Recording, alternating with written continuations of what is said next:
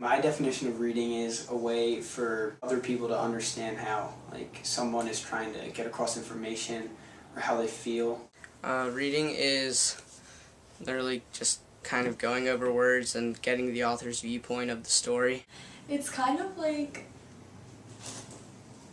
just understanding how someone else was feeling at some point, so it's kind of like a record of how someone else felt or was thinking or ideas about something.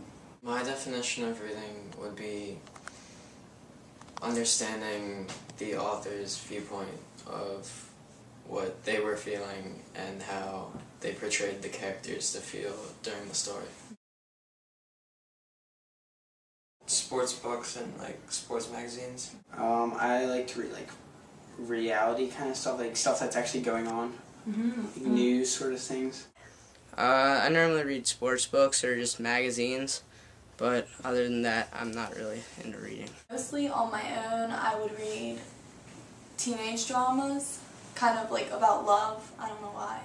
Alex Rider series, and I remember in 10th grade for book club we had to read the first one, and after that I just got hooked on it and I ended up finishing the series within like the next couple months. Mainly or books that I'm told to read during school, and otherwise outside of school, articles or newspapers on the internet.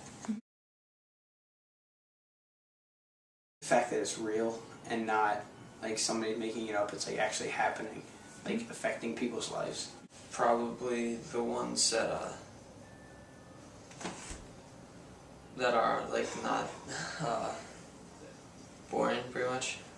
I enjoy more mystery type books. Most of the books I read, they are about teenagers overall, just about them falling in love or them losing someone. So it could happen to someone in this day, and it would like happen to friends that I would know, or it could even happen to me.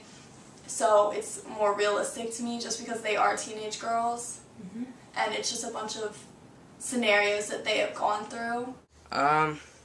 Normally school just making me read for homework or a book report, but that's really it. If I were to pick a book, it'd be like something that I could like see myself. I could be like that kid, or I see myself as him. You get to hang out with friends and you have more privileges. Well, school life is pretty bad with all the bullies and just the stress of school. I like being a teen just because you have some freedoms, and but you don't have to worry about the stress of being an adult and having to like look after other people and worry about money problems and stuff like that. Sometimes it's hard, but sometimes it's easy. Like if you play sports, you have to keep up the grades, or else your school will not let you play. And it's just, sometimes it's stressful, but you need to find time to study.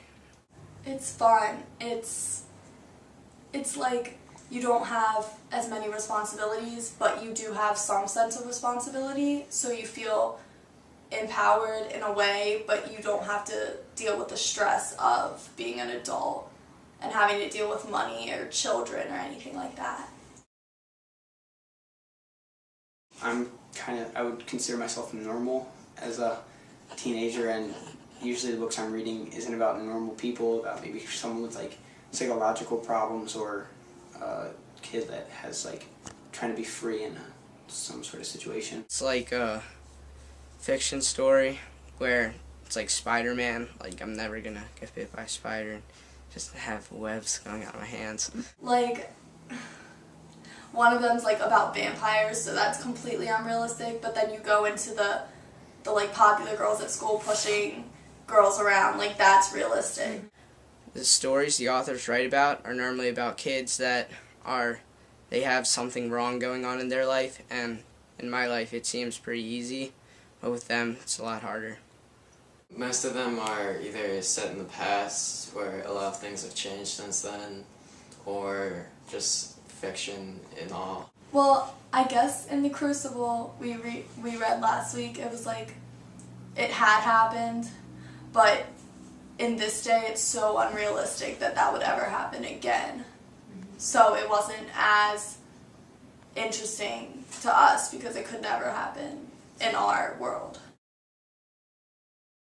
Usually, probably because of like social media and stuff, they think that they're bad. All teens, like, because they're not going to put on stories about good kids. Usually, it's all about kids that have done something wrong before.